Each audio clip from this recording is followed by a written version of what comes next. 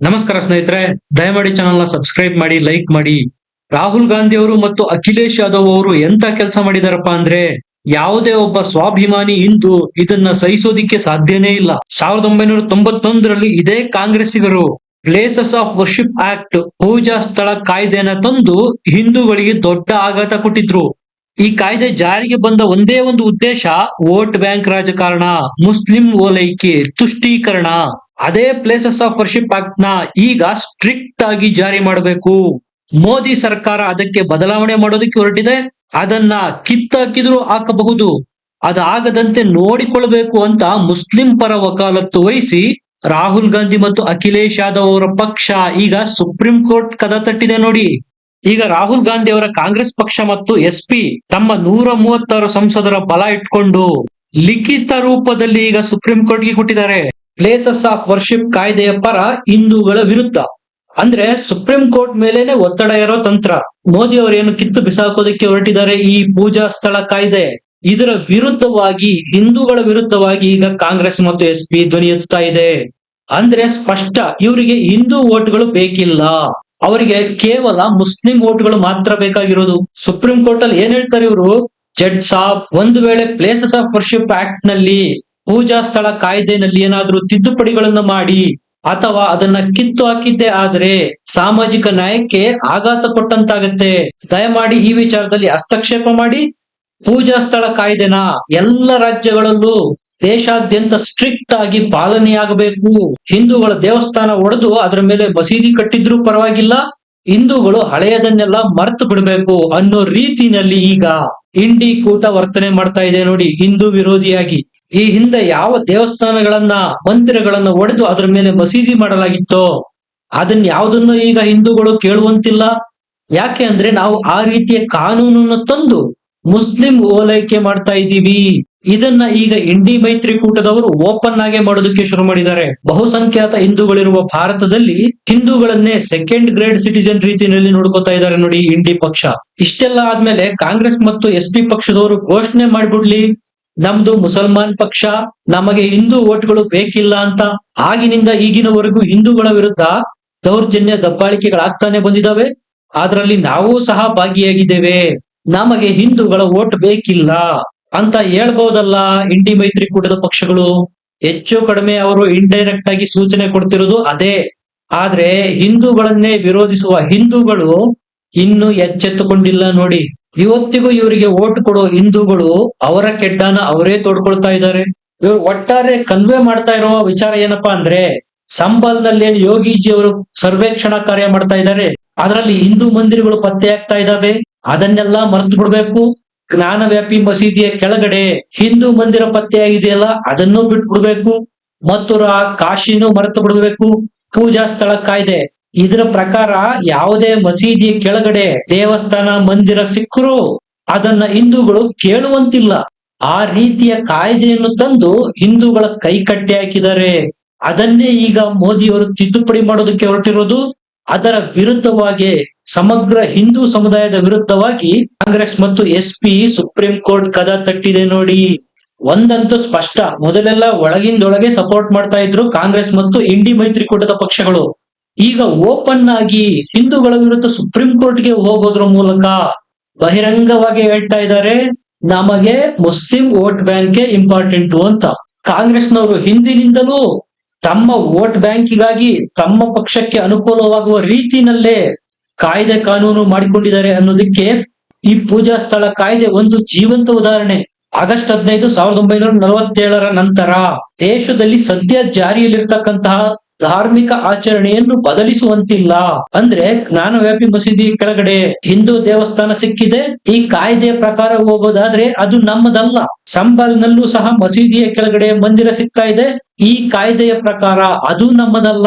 ಕಾಶಿ, ಮಥುರಾದಲ್ಲೂ ದೇವಸ್ಥಾನಗಳ ಅವಶೇಷ ಸಿಕ್ಕಿದೆ, ಅದು ನಮ್ಮದಲ್ಲ ಈ ಕಾಯ್ದೆಯ ಪ್ರಕಾರ.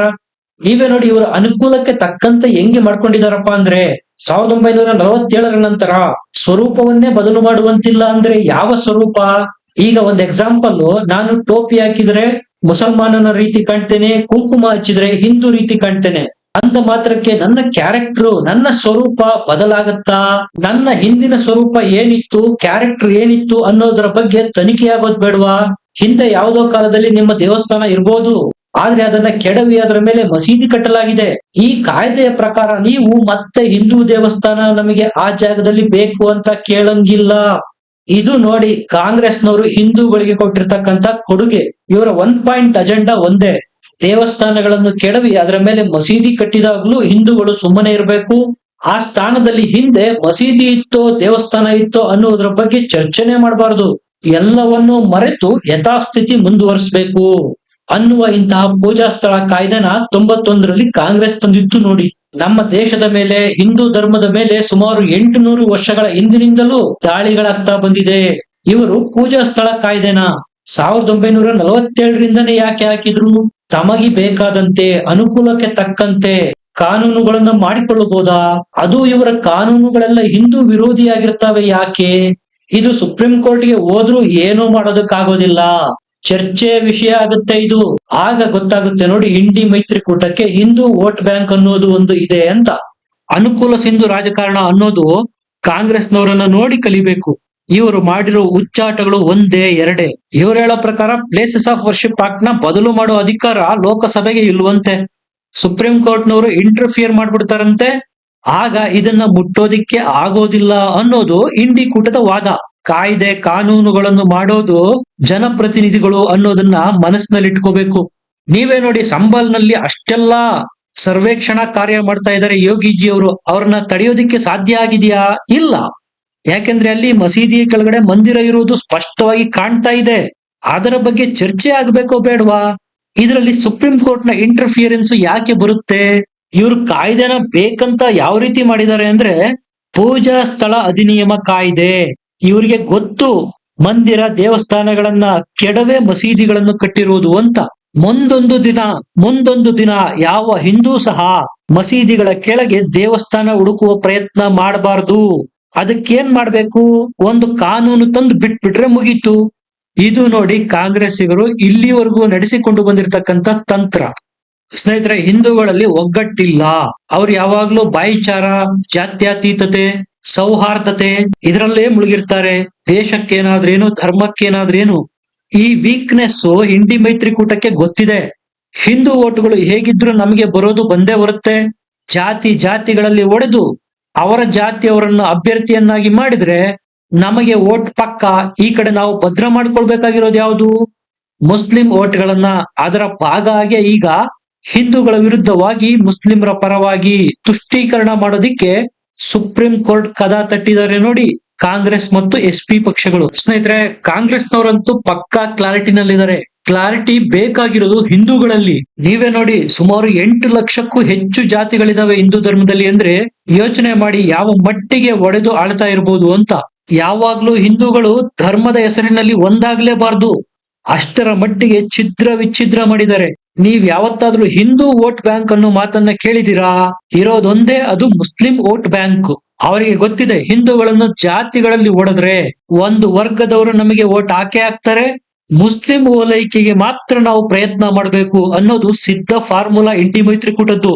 ಕಾಂಗ್ರೆಸ್ನವರು ಇಂಡೈರೆಕ್ಟ್ ಆಗಿ ಏನ್ ಹೇಳ್ತಿದಾರಪ್ಪ ಅಂದ್ರೆ, ನೀವು ಹಿಂದೂಗಳು ನಮಗೆ ವೋಟ್ ಕೊಡಿ, ನಿಮ್ಮ ಮಂದಿರಗಳನ್ನ ದೇವಸ್ಥಾನಗಳನ್ನ ಕೆಡವಿ ಅದರ ಮೇಲೆ ಮಸೀದಿಗಳನ್ನು ಕಟ್ಟಿರಬಹುದು, ಅದರ ಬಗ್ಗೆ ತನಿಖೆ ಮಾಡಿ ಅಂತ ಹೇಳ್ಬೇಡಿ. ಅದರ ಕೆಳಗಡೆ ದೇವಸ್ಥಾನ ಹುಡುಕೋದಿಕ್ಕೆ ಹೋಗ್ಬೇಡಿ. ಹಾಗೆ ಕೇಳ್ತಾ ಇರೋದ್ರಿಂದನೇ ನಾವೀಗ ನಿಮ್ಮ ವಿರುದ್ಧ ಸುಪ್ರೀಂ ಕೋರ್ಟ್ಗೆ ಹೋಗಿರೋದು. ಮುಸಲ್ಮಾನರು ಮತ್ತು ಶಾಂತಿ ಬಾಂಧವರ ಪರ ಬ್ಯಾಟ್ ಮಾಡ್ತಾ ಇದೀವಿ.